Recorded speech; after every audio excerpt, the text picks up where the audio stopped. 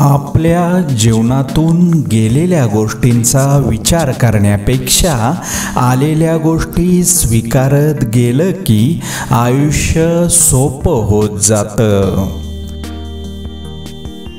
आपल्या मनाच्या आनंदाचा पासवर्ड फक्त आपल्याकडेच असतो, पण याचा विसर पडला की तो आपल्याला दुसऱ्याकडे मागावा लागतो.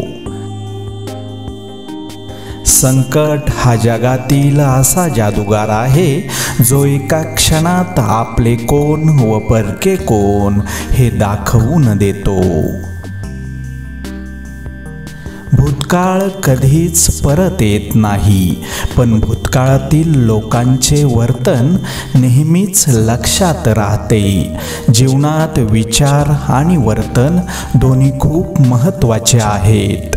कधीकधी विचारांनुसार वर्तन बदलते आणि कधीकधी विचार वर्तनानुसार बदलतात.